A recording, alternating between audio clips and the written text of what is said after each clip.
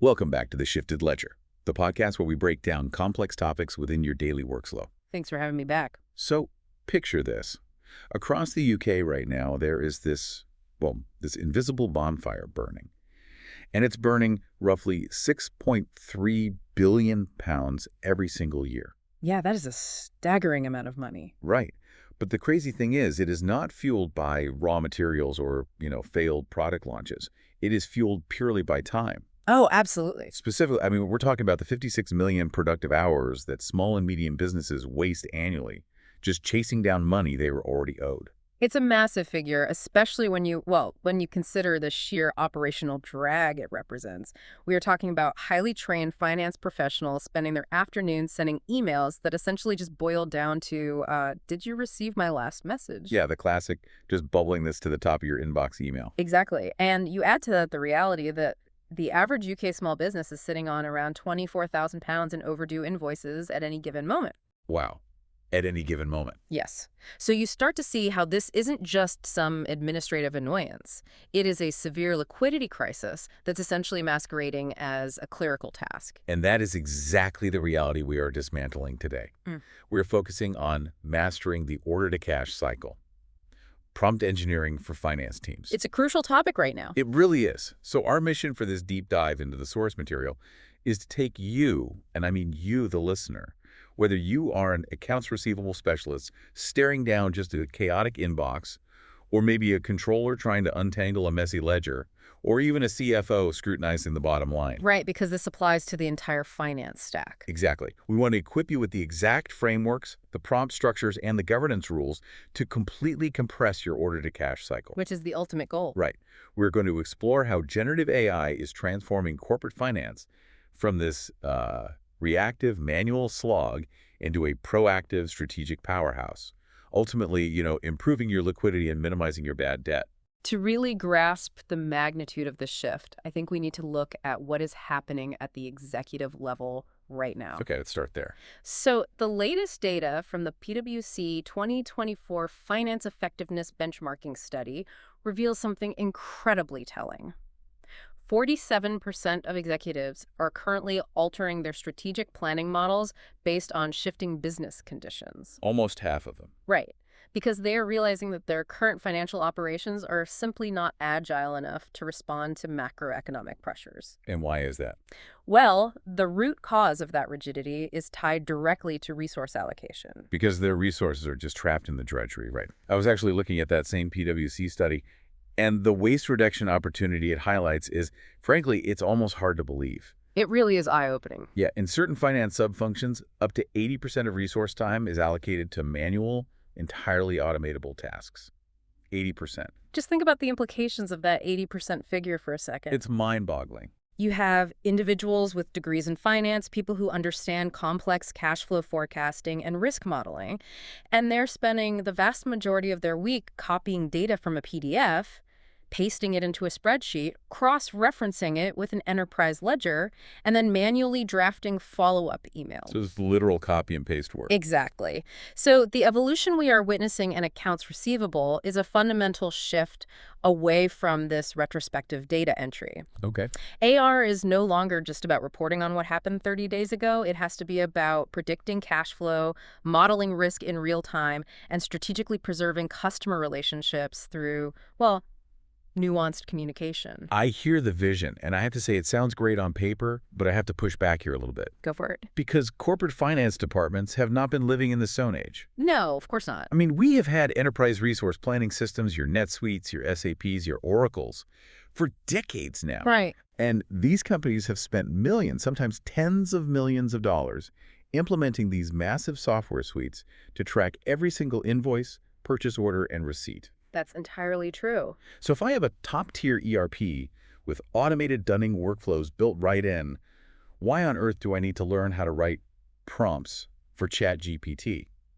Isn't AI just a shiny new toy trying to do a job my ERP already does? It is a highly relevant challenge, and Honestly, understanding the answer is crucial for any finance leader right now. So what's the difference? The difference lies in the fundamental architecture of the software. An ERP, no matter how expensive or how customized it is essentially a system of record. Okay, a system of record. Yeah, it is a massive, highly structured, incredibly robust relational database. It stores the facts. Invoice 405 is for $10,000 and it is 30 days past due. It gives you a rigid, predefined framework to view those facts. Right, so it can trigger an alert that says, send the 30-day notice. Correct, but it fundamentally lacks semantic understanding and context. It is rules-based. If X, then Y. Like a giant set of if-then statements. Exactly. Generative AI, on the other hand, is a system of intelligence and a system of action. How so? Well, your ERP knows the invoice is late, but generative AI can analyze the entire 3-year communication history with that specific client, recognize that they always pay late in Q3 due to their own inventory cycles, and then draft a highly nuanced, personalized communication. Oh, wow. So it sees the pattern. Right. It addresses the delay without damaging a crucial long-term relationship. So if I'm understanding this, the ERP is the filing cabinet, no matter how digital or automated it is. Yeah. And the AI is the actual analyst reading the files. Precisely. The ERP relies on structured data to trigger generic actions. AI can ingest unstructured data like angry customer emails, complex contract clauses, messy dispute histories, and bridge the gap between raw data and bespoke human action. It connects the dots. Yeah, it spots the behavioral trends hidden deep within the ledger that a static dashboard is simply not programmed to look for. That distinction makes a lot of sense. So let's ground this in the day-to-day reality of the finance professional. Because, I mean, regardless of how many beautiful cloud-based dashboards a company purchases, we all know that the actual circulatory system of corporate finance is Microsoft Excel. Unquestionably. Let's talk about AI acting as an expert data engineer, specifically for building the AR aging report. The AR aging report is arguably the most critical diagnostic tool for a company's cash flow. It tells you exactly where your money is trapped. Right. Based on the operational documentation we've reviewed for this deep dive, like the frameworks provided by Drivetrain AI, a functional aging report requires a very specific, meticulously clean anatomy. You cannot just dump a raw ledger into a sheet and call it a day. Yeah, a raw ledger dump is essentially useless. It's like opening a massive, overflowing email inbox that's sorted only by the time the message arrived. That's a great analogy. You have $1,000 invoices mixed in with 10-cent rounding errors, and you just have no idea what is actually on fire. Exactly. To make it actionable, you have to engineer the data. You need accurate customer nomenclature, which is, well, it's often a total mess. Oh, yeah, because sales might enter Acme Corp, while billing has Acme Corporation, LLC. Right, and the system thinks they're two different companies. You also need the exact invoice dates, which are the absolute baseline for your credit period countdown. And then, critically, you have to account for credit memos. I'm really glad you brought up credit memos, because that is where automated ERP workflows often fail catastrophically. They absolutely do. If a customer returns damaged goods, and you issue a credit memo, but your automated system doesn't perfectly match that credit against the original invoice, your system is going to automatically harass a customer to pay for a broken product they already gave back. And honestly, nothing destroys B2B goodwill faster than incompetent billing. Yeah, it makes you look totally disorganized. So once you have all those elements cleaned and matched, you have to categorize everything into aging buckets. Like the standard time frames. Exactly. Current 1 to 30 days past due, 31 to 60 days, 61 to 90 days, and beyond. Historically, an AR specialist would have to build complex, nested logical formulas in Excel to do this dynamically, or even worse, just sort it manually every week. And this is where the prompt engineering comes in. But, well, how does an LLM, a language model, actually help me with spreadsheet math? I thought these models were notoriously bad at calculation. It's a really important distinction to make. LLMs can struggle with raw arithmetic, yes, but they are exceptional at logic and syntax. Oh, which is exactly what a spreadsheet formula is. Exactly. You aren't asking the AI to do the math, you are prompting the AI to write the formula that will tell Excel how to do the math. Ah, okay, so how would I phrase that? You can provide a highly constrained prompt. For example, you would say, I have a raw AR ledger. Column A is customer name, column D is invoice due date, and column G is the open balance. Cell Z1 contains today's date. Very specific. Very. Then you say, write an Excel formula using nested IF statements to evaluate the difference between the due date in column D and today's date in Z1. Categorize the output into exactly these text strings: current, 130 days, 31 60 days, or 60 plus days. And because you gave it the exact column references and the exact output strings you want, it doesn't just give you like generic advice on how to build a pivot table. No. It outputs a literal formula you can just copy and paste into cell H2 and drag down 10,000 rows. Precisely. It will instantly generate a robust formula, often utilizing functions you might not even be deeply familiar with, like index match to clean up those disparate customer names from a different sheet, or XLOOKUP to dynamically pull in the credit terms specific to that account. That's wild. It basically acts as an on-demand data engineer, allowing a junior finance professional to structure data with the sophistication of a senior analyst. Which saves the AR team an hour or two of formatting every week. But let's elevate this to the CFO's perspective. What is the strategic implication here? Why does the CFO actually care that we use ChatGPT to write a VLOOKUP? The CFO cares because speed of visibility dictates speed of strategic action. Say more about that. Those aging buckets represent physical working capital that is trapped. If it takes your team 3 days at the end of the month to clean the data and finalize the aging report, well, that is 3 days where leadership is just flying blind. Right. If you can use AI to engineer these reports instantaneously, the CFO can immediately see if there is a sudden massive spike in the 60 to 90-day bucket. Because that specific bucket represents cash that might need to be written off as bad debt. Exactly. It represents money you cannot use to meet your own payroll, fund R&D, or pay your vendors. Compressing the time it takes to organize data directly compresses the time it takes to make liquidity decisions. Okay, so you've got this beautifully engineered, perfectly categorized ledger. You know exactly who owes you, how much they owe, and how late they are. But knowing the house is on fire doesn't actually put it out. No, it does not. You have to actually go collect the money. This moves us from data manipulation to customer communication, which brings us to the concept of dunning. Dunning is a foundational term in finance, referring to the systematic process of communicating with customers to collect outstanding balances. It's a word that always felt a bit archaic to me. It sounds like something a Victorian debt collector does, like, I am here for the dunning. It does sound archaic, and unfortunately, the methodology most companies use to execute it is equally outdated. Let me guess. We go back to those ERP systems we discussed earlier. Spot on. Traditional dunning relies on static templates.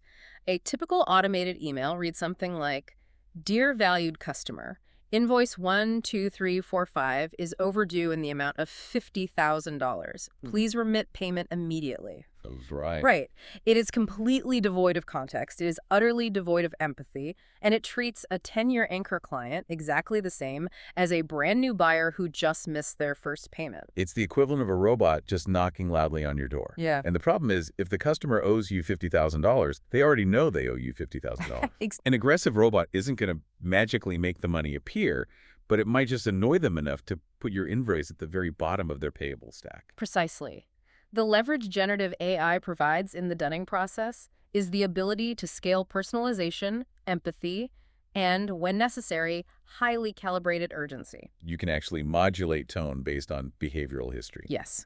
We can break this down into 4 distinct stages of AI dunning prompts, where the engineering of the prompt directly dictates the psychological impact of the communication. Let's spend some real time on these stages, because this is where the theory becomes highly actionable for you listening right now. Based on the strategic frameworks from the source material, stage 1 is the pre-due reminder. Correct. Now, conceptually, emailing someone before a bill is due seems, I don't know, a little aggressive. How do we prompt the AI to handle this so it doesn't backfire? The psychological mechanism at play in stage 1 is service-oriented support. You are not asking for money, you are offering assistance. Oh, that's clever. Your prompt must explicitly constrain the AI's tone. You would instruct the model by saying, act as a customer success liaison. Draft a concise email regarding invoice 12345, which is due next week. The tone must be strictly supportive and helpful. Do not demand payment. So what does it actually say? Instead, you tell it to ask if they require any additional documentation, such as a missing purchase order or a revised statement of work, to process the invoice on their end. That is brilliant, because it is essentially a preemptive strike against the most common corporate excuses. It really is. When an invoice is 15 days late, the buyer's payable team almost always says, oh, the email went to spam, or we couldn't process it because you didn't attach the original shipping receipt. By sending that AI-drafted supportive email on day -7, you force them to surface any administrative blockers before the clock even starts. Exactly. It flushes out the friction early. But assuming they still miss the deadline, we move to stage 2, initial delinquency, which covers days 1 through 14 past due. The honeymoon period is over, but we still want to be polite. Correct. The prompt engineering here shifts the tone from supportive to professional and direct. You instruct the LLM to remove the customer success persona and adopt the persona of an AR specialist. Okay, a slight escalation in authority. Yes. You tell it to draft a notice that assumes minor oversight. The syntax should be clear, referencing the invoice number, the due date, and the exact balance, requesting a status update or confirmation if the payment has already been scheduled in their next payable run. Okay, but what happens when a buyer blows right past that 14-day mark? They're just ignoring the polite nudges. We hit stage 3, mid-stage arrears covering 15 to 45 days late. The kid gloves have to come off. This is where prompt engineering becomes critical to avoid emotional overreach. Emotional overreach. Yeah. Human AR specialists often get frustrated at this stage, and that frustration bleeds into their emails, which can spark unnecessary conflict. That makes total sense. They're annoyed they have to ask for the 3rd time. Exactly. So you prompt the AI to draft a firm escalation. The instructions to the model must mandate an assertive, serious tone. You instruct the AI to synthesize the history, so you'd say, reference the 2 previous notices sent on date X and date Y, explicitly invoke the late fee clause outlined in the master service agreement, inform the client that further delays may impact their current credit terms. So the AI acts as an objective enforcer. It strips away the human frustration and replaces it with cold contractual reality. Yes. And if we reach stage 4, critical delinquency, which is 60 to 90 plus days past due, the prompt requires a complete paradigm shift. I imagine so. The tone must be strictly legalistic. You instruct the model to draft a final internal warning outlining specific severe consequences, immediate credit hold, suspension of ongoing SOS services, or formal referral to outside counsel or a third-party collections agency. The progression there is fascinating because of what it does for the human employee. We mentioned the frustration of the AR rep earlier. Nobody likes being the bad guy, right? No. And nobody enjoys the stress of trying to figure out how to demand a massive sum of money from a client you might actually have a friendly relationship with. By using the AI to draft these escalating notices, especially in stages 3 and 4, you are preserving the finance professional's mental bandwidth. It's a massive point. The AI plays the bad cop. It finds the perfect, emotionally detached phrasing so the human doesn't have to stare at a blank screen agonizing over the wording. That emotional buffer is a massively understated ROI of generative AI in finance. And this capability extends far beyond just sending out notices. It becomes deeply powerful when dealing with exceptions and disputes. Which happen all the time. Exactly. Because as any finance professional knows, a massive chunk of overdue receivables isn't because the client forgot to pay, it's because the client is disputing the invoice. Let's dive into that. Let's construct a scenario for everyone listening. Say we are a B2B hardware supplier, and we build a client, let's call them Global Tech, for $250,000. Okay, a sizable invoice. Right, but the Global Tech Payable team replies to our Stage 2 dunning email with an absolute mess of a response. They say, well, we aren't paying this because 50 of the laptops were damaged in transit, 10 of the servers have the wrong RAM installed, and the pricing on the software license line item doesn't match the Q2 discount we discussed with your sales rep, Dave. That is a classic nightmare scenario. Right. Usually this triggers a 45 email chain that drags the day's sales outstanding, the DSO, out by 2 months while everyone points fingers. How does AI actually solve that?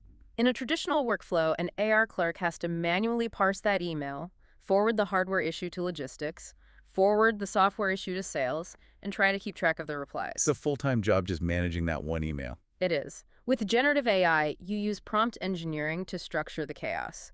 You feed that messy, multi-layered email thread into a secure enterprise LLM along with the original contract.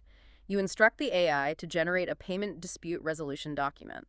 How exactly does the LLM process that? What is it doing behind the scenes to untangle it? The model uses semantic analysis to parse the distinct entities within the complaint. It recognizes that damaged laptops relates to logistics and shipping SLAs, while the Q2 discount relates it to sales pricing agreements. Okay. Because you provided the contract in the prompt, the AI cross-references the customer's claims against the contractual reality. Your prompt instructs it to output a structured document containing 4 sections: background, identified discrepancies, required evidence, and proposed resolution path. So what does the output actually look like? It outputs a clean, objective brief. It states that $40,000 of the invoice is under hardware dispute and $15,000 is under a pricing dispute. It lists the exact shipping receipts needed from logistics to verify the damage claim. It drafts a memo to the sales rep, Dave, asking him to confirm the Q2 discount. Wow, it does all that instantly. Yes, and critically, it drafts a response to Global Tech, acknowledging the disputes, outlining the investigation process, and firmly requesting immediate payment of the $195,000 undisputed portion of the invoice. That last part is huge. Instead of the entire $250,000 getting frozen for 60 days while people argue over a software discount, the AI logically isolates the problem, allowing you to collect the undisputed cash immediately. Exactly. It turns a massive emotional argument into a systemic step-by-step workflow. It moves the dispute from a subjective argument to an objective process. Now, everything we have discussed so far, cleaning the aging report, sending dunning emails, resolving disputes, is vital, but it is fundamentally reactive. Right, you're dealing with what already happened. You are dealing with invoices that have already been issued and payments that are already late. The true power of this technology unlocks when we move to the managerial strategy layer. We need to shift from looking at what is owed to understanding why it's owed and proactively deciding who we should do business with next. Right, elevating from the AR specialist level up to the controller and the CFO. Let's start with narrative analysis. What is the mechanism here? Because traditionally, a controller hands the CFO that Excel aging report we built earlier. The CFO looks at the numbers and has to intuitively guess the narrative behind the data. How does AI change that dynamic? The mechanism relies on the LLM's ability to identify correlations across massive data sets that a human might miss. You feed the finalized, structured aging data into the secure AI model, but instead of asking for a formula, you prompt it for executive synthesis. So what does that prompt look like? Your prompt might be, act as a financial analyst, analyze this AR aging data set, identify any statistically significant variances compared to the previous quarter, draft a 3-paragraph narrative explaining the primary drivers behind any increase in days sales outstanding. So instead of the CFO seeing a raw number that says DSO is up by 4 days, which is alarming but vague, the AI actually tells the story behind the math. Precisely. The AI output will synthesize the variables. It might generate a narrative stating, our overall DSO increased by 4 days this month. However, this is not a systemic failure. Okay, good to know. Right, and then it continues. The data shows a 15% spike localized entirely within the 61 to 90-day bucket, driven exclusively by 3 clients in the logistics sector.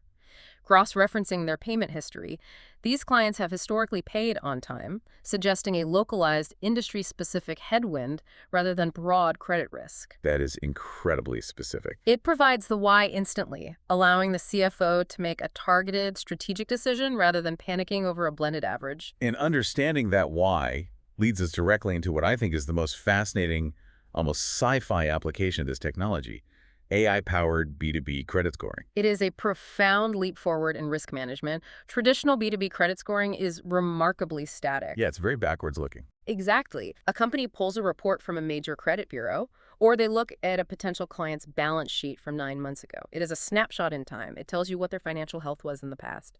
AI introduces dynamic, continuous behavioral scoring. What exact behaviors is the AI analyzing? It looks at continuous operational metrics. It analyzes days beyond terms, or DBT, on a granular level. It measures payment cycle variance, meaning it asks, does this customer pay on the 45th day every single time, like clockwork, or do they wildly fluctuate, paying at 20 days 1 month and 70 days the next? And that variance is a bad sign. That variance is a massive indicator of cash flow instability. It monitors how their aging balance progresses over time. The LLM processes all these continuous, unstructured behavioral signals to generate a real-time risk profile. The financial impact of getting that risk profile right is staggering. According to the GrowX data from our sources, implementing automated AI credit scoring can reduce bad debt by 15 to 25%. Which is massive. Furthermore, it can improve DSO by 5 to 10 days. Yeah. Let's put some real-world math to that. For a mid-market company doing $50 million in annual revenue, improving your DSO by just one single day releases roughly $137,000 in working capital. And if you improve it by 10 days, you have suddenly unlocked over $1.3 million in cash that was previously just sitting on a spreadsheet. Just locked away in receivables. Right. It is a massive injection of liquidity without having to sell a single additional product, simply by making smarter, faster, algorithmically backed decisions about who gets credit and on what terms. And this continuous scoring seems especially vital for what the industry calls thin file buyers. Yes. The thin file buyer is a persistent headache for B2B sales. This is a new account, a startup, or a smaller regional business that simply lacks a deep, multi-year payment history. So the algorithm just panics. Traditional credit models do not know what to do with them. Because the model lacks data, it defaults to a high-risk rating. Which means the finance team denies them credit, demands cash up front, and effectively kills the sales deal. Exactly. The strictness of the traditional model restricts revenue growth. AI solves this by utilizing proxy signals. It can ingest alternative data sets. Like what? It analyzes their order frequency, their average order value, their return rates, and cross-references that internal behavioral data with any available external market signals to generate a highly reliable, synthesized risk score, even in the absence of a traditional credit history. Oh, that's really smart. It allows you to safely extend credit to growing companies that traditional banks would just ignore. Let me stop you there and ask a slightly naive question because I want to make sure I understand the core assumption behind all this scoring. If a customer, whether they have a thick file or a thin file, starts paying their invoices late, doesn't that inherently mean they are struggling financially? That is a very common assumption. Right, because if I see a client drifting into the 60-day late bucket, shouldn't just assume they are going broke and cut them off? Addressing that reveals one of the most critical distinctions in corporate finance. There is a massive fundamental difference between the inability to pay and the unwillingness to pay. Okay, unpack that for me. Inability to pay indicates true financial distress. The client's revenues have dried up, they have no cash, and they are nearing insolvency. Right, the traditional risk. Yes. Unwillingness to pay, however, is often a strategic treasury decision made by highly profitable, cash-rich companies. They are intentionally delaying their payments to you in order to manage their own working capital. Essentially, they are treating you as a free, short-term bank. Oh, I see. They actually have the $100,000 to pay my invoice. But if they hold on to it for an extra 3 weeks, that money stays in their accounts, earning interest for them, while improving their own end-of-month cash position. Precisely. And a human AR team looking at a spreadsheet has a very difficult time telling the difference between a struggling mom-and-pop shop that can't pay and a Fortune 500 retailer that simply won't pay because they changed their internal payable policy to 90 days. Because on the spreadsheet, they both just look like 60 days past due. Exactly. But AI pattern recognition excels at identifying the difference based on behavioral consistency.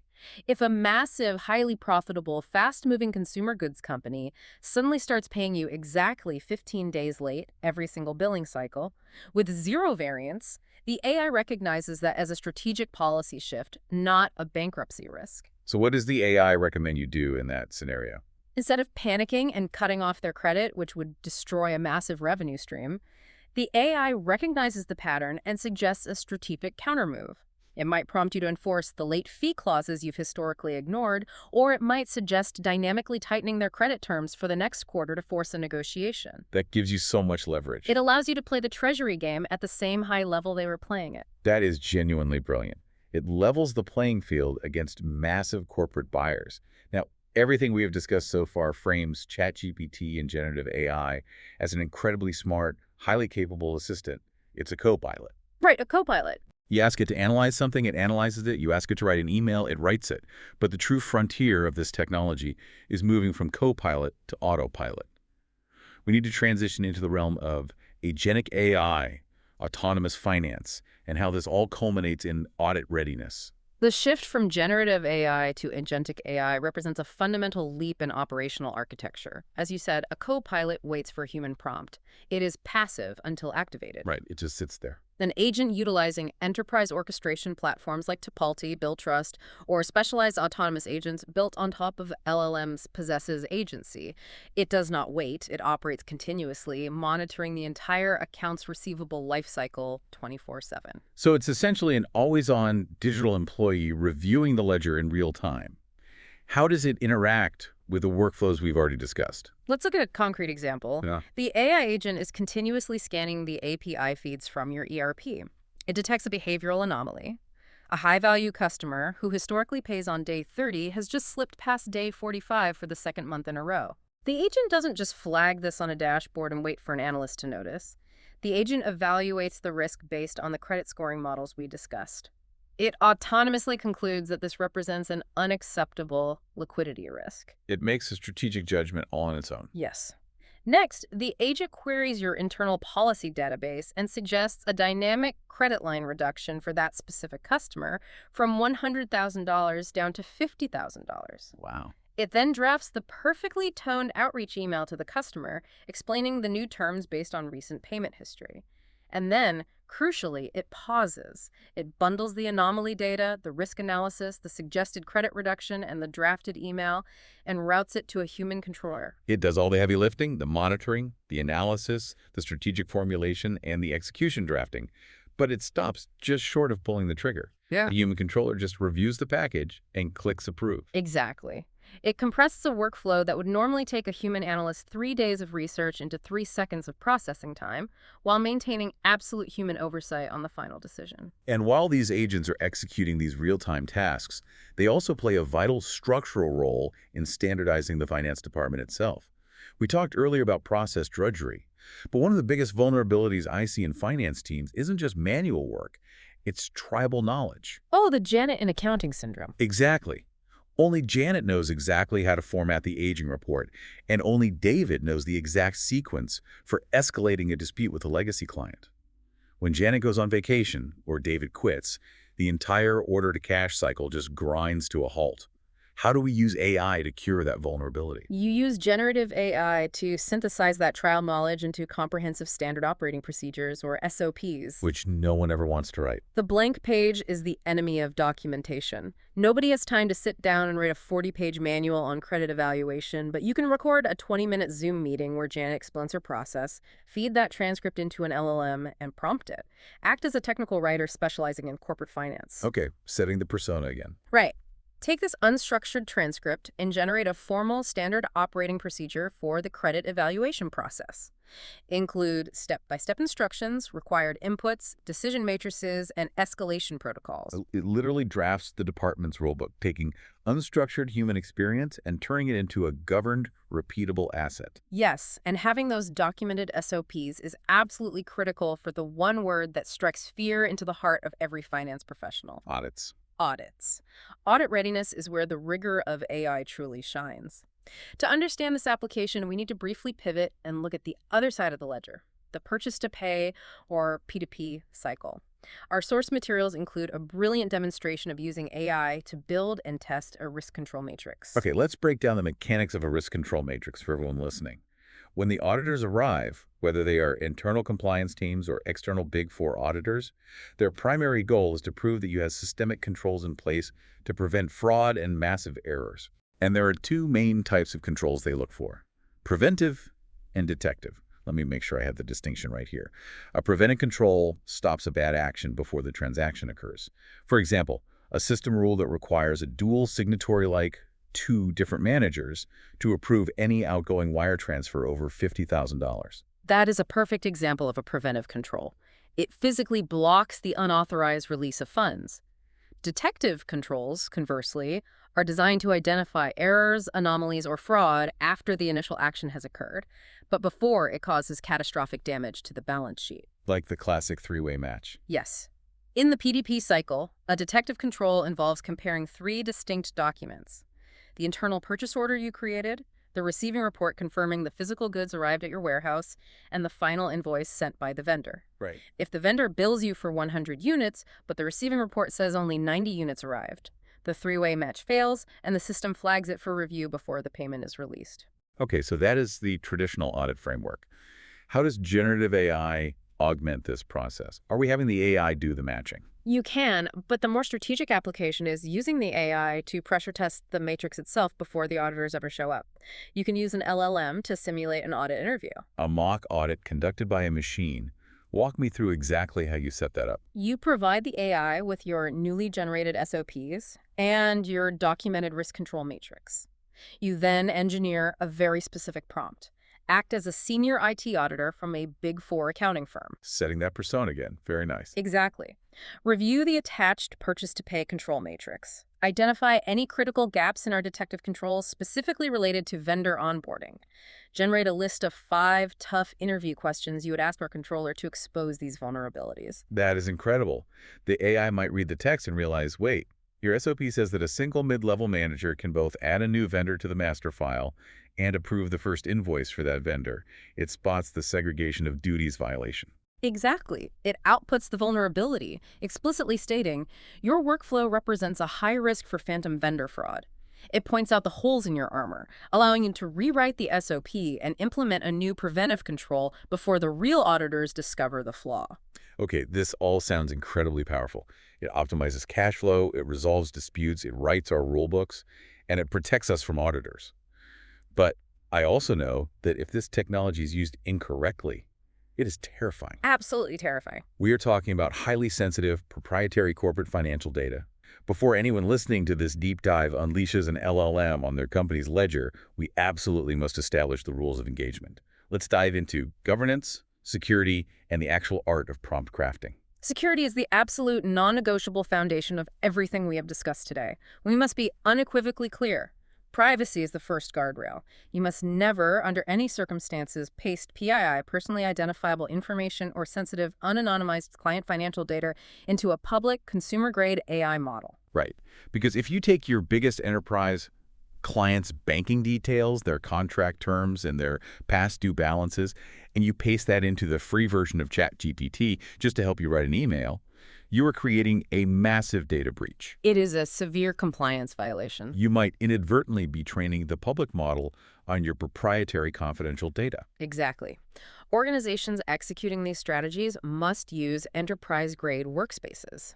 These are secure, ring-fenced environments, like ChatGPT Enterprise, Microsoft Copilot for Finance, or bespoke internal models, where the service-level agreements explicitly state that your data is heavily encrypted and is absolutely not used to train the base public models. But even with an enterprise license, you still have the problem of accuracy. If I ask an LLM a complex question about a client and it doesn't know the answer, it has a tendency to just confidently make something up. The industry calls it a hallucination. Right. How do advanced finance teams prevent the AI from hallucinating a fake contract clause when trying to resolve a dispute? They solve it by implementing what is known as a RAG setup. RAG stands for Retrieval Augmented Generation. Okay, we need to unpack RAG thoroughly because it sounds like heavy data science jargon. A skeptical listener might ask, isn't RAG just a glorified Control-F search function? Why is this a breakthrough? It is a phenomenal question. To understand why RAG is revolutionary, you have to understand how an LLM stores information. Okay, lay it on me. A standard LLM relies on its vast, generalized training data. When you ask it a question, it predicts the next most likely word based on the entire internet. That is why it hallucinates. It is guessing what sounds right. A RAG setup fundamentally changes this architecture. It forces the AI to stop guessing and start reading. Reading what exactly? Reading your specific, internal, verified documents. You connect the LLM to a secure internal database containing your ERP exports, your validated SOPs, and your signed client contracts. But it doesn't use Control-F keyword matching. It uses vector embeddings. Okay, what is a vector embedding? Explain it to me like I'm a finance guy, not a software engineer. Think of vector embedding as translating words into mathematical coordinates on a massive multidimensional map. A map of words. Kind of. In a standard keyword search, if you search for the word invoice, it will only find documents that explicitly contain the exact string of letters INVOICE. It will completely miss a document that says outstanding bill. Because the letters don't match. Right. A vector embedding maps the semantic meaning. It knows that the mathematical coordinate for invoice is located right next to the coordinate for bill, receivable, and payment demand. So when I prompt the AI with a messy customer dispute about a missing payment, it maps the meaning of my question, searches the vector database of my private contracts, and finds the exact SLA clause regarding payment terms, even if the clause never uses the word missing. Exactly. That is the retrieval part of retrieval augmented generation. It retrieves the mathematically relevant factual data from your secure system. Then and only then does it execute the generation part. Ah, I see the two distinct steps now. It takes those retrieved facts and uses its language generation capabilities to summarize them perfectly into an email or a dispute document. It grounds the AI entirely in your reality. It cannot hallucinate a contract clause because it is mathematically constrained to only summarize the specific contract it retrieved. That is a brilliant mechanism. Yeah. It combines the safety of a closed database with the fluency of generative model. But even with RAG, even with enterprise security, the human-in-the-loop principle remains non-negotiable, right? Absolute adherence to the human in the loop is mandatory. You do not ever let the AI unilaterally alter a client's credit limit or automatically send a legal threat without human sign-off. The AI analyzes, the AI retrieves, the AI recommends, and the AI drafts. But the human reviews and the human decides. Accountability, both legally and ethically, always remains with the finance professional. So, with all those critical security guardrails firmly in place, let's talk about execution. How do we actually talk to this thing to get these incredible results? We've promised the listener the exact frameworks. Let's walk step by step through the 5-step prompt crafting framework optimized specifically for corporate finance. This framework is the difference between getting a generic, useless output and getting a highly calibrated, professional asset. Step 1 is crucial. Define the role. You must give the LLM a persona before you ask it to do anything. Do not just open a chat and say, "Write a Dunning email." Because if you just say write an email, it defaults to a generalized internet average tone, which usually sounds like a high school student wrote it. Precisely.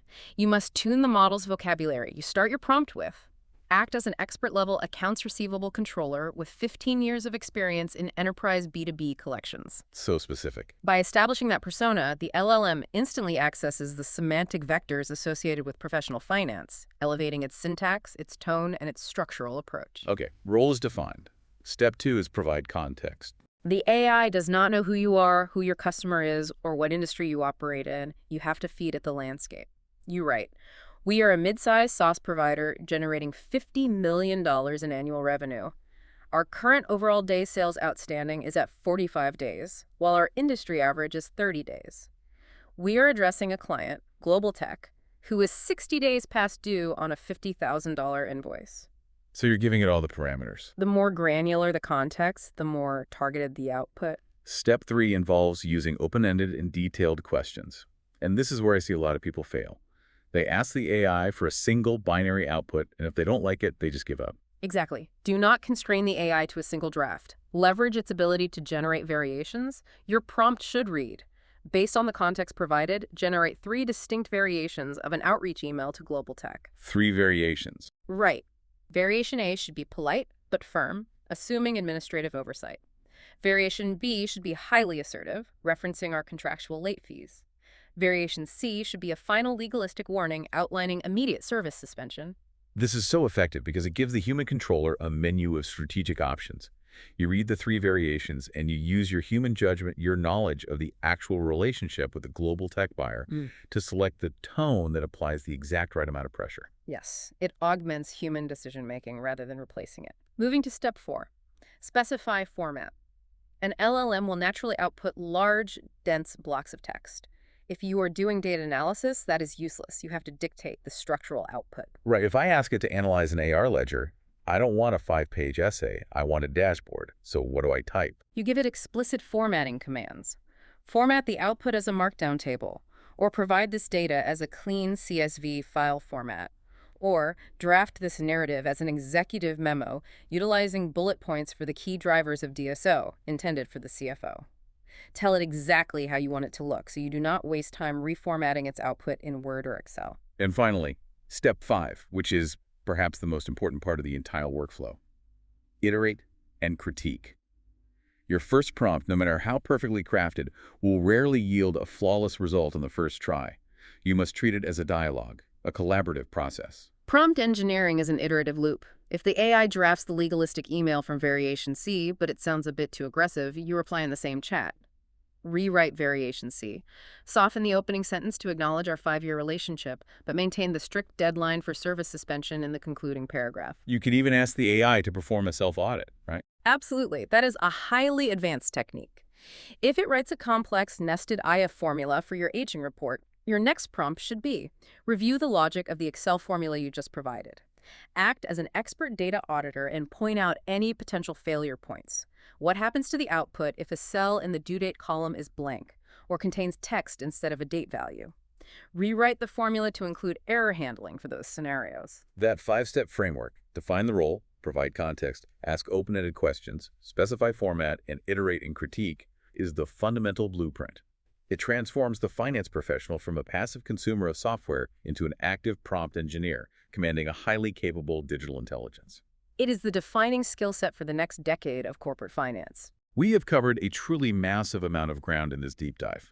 Let's concisely recap the journey we've taken. We started by diagnosing the macro reality.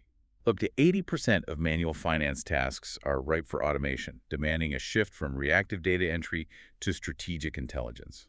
We explored the tactical execution of using AI as a data engineer to clean messy spreadsheets and generate flawless aging reports. Yes, the foundational data cleanup. And then we deconstructed the art of dunning, walking through the psychological escalation of AI-drafted communications and the structured resolution of complex payment disputes. We then elevated the discussion to managerial strategy, demonstrating how AI can synthesize raw data into executive narratives, explaining the why behind DSO fluctuations. We examined the transformative potential of dynamic, behavioral B2B credit scoring, particularly for thin-file buyers, and how it drastically reduces bad debt. We explored the bleeding edge of agentic AI, moving from copilot to autonomous orchestration, and how these models simulate audit and interviews to fortify internal controls. And finally, we anchored all of this capability in the absolute necessity of enterprise security, the mechanics of ARIG setups, and the step-by-step mastery of prompt crafting. It's a lot to take in.